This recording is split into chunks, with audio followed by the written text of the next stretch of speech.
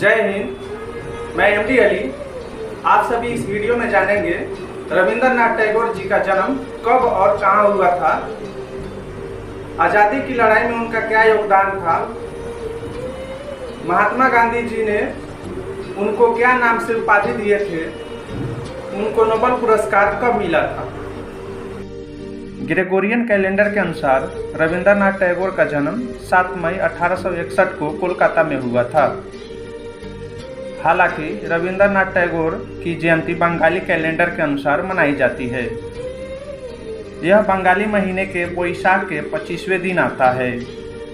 वर्ष 2023 में रविंद्रनाथ टैगोर की जयंती 9 मई को मनाई गई। इस दिन को कुछ राज्यों में अवकाश भी रहा। रविंद्रनाथ टैगोर एक कवि, उपन्यासकार, नाटककार, चित्रकार और दार्शनिक थे। रविंद्रनाथ टैगोर जी एशिया के प्रथम व्यक्ति थे जिन्हें नोबेल पुरस्कार से सम्मानित किया गया था। रविंद्रनाथ टैगोर अपने माता पिता के 13वें संतान थे। बचपन में उन्हें प्यार से रवि बुलाया जाता था। 8 साल की उम्र में उन्होंने अपनी पहली कविता लिखे।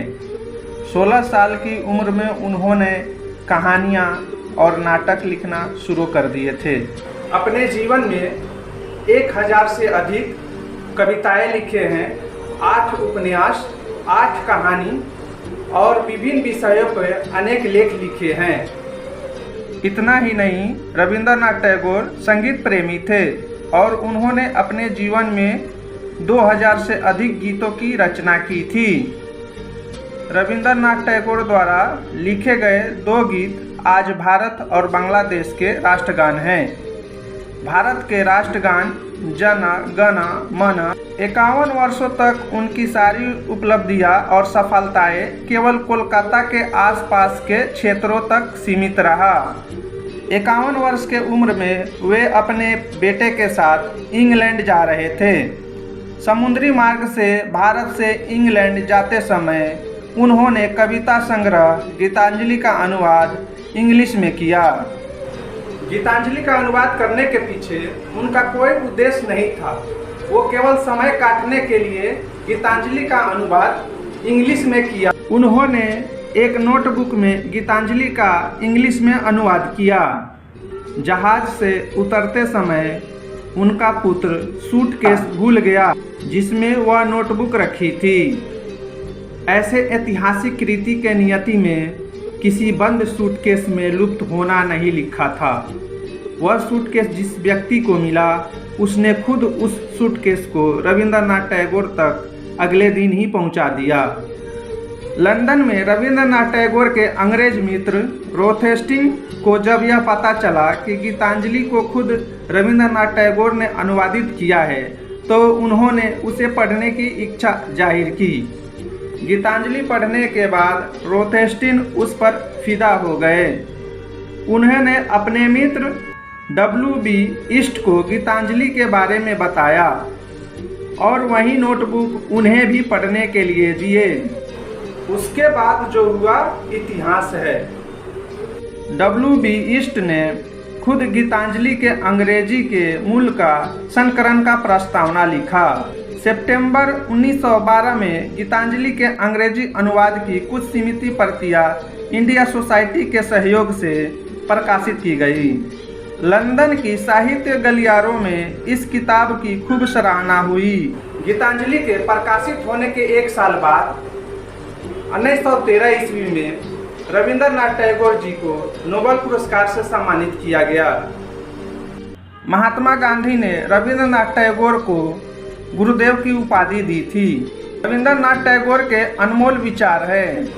शिक्षा का मुख्य उद्देश्य स्पष्टीकरण देना नहीं बल्कि मन के दरवाजे को खटखटाना है। प्रसन्न रहना बहुत साधारण है लेकिन साधारण होना बहुत मुश्किल है। केवल खड़े होकर पानी को ताकते रहने से आप नदी को पार नहीं कर सकते हो।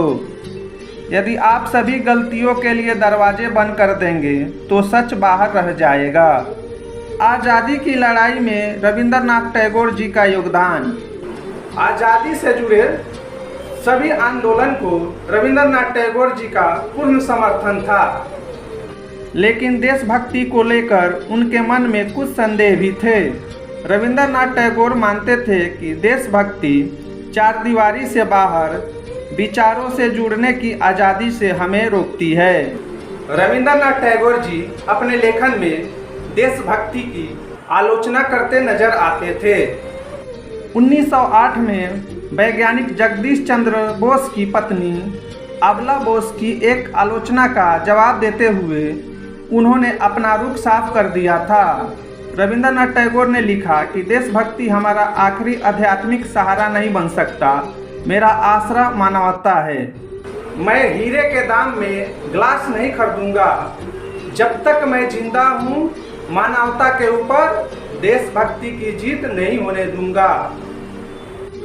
रविंद्रनाथ टैगोर साहित्य को लेकर देश विदेश में जाने जाते हैं।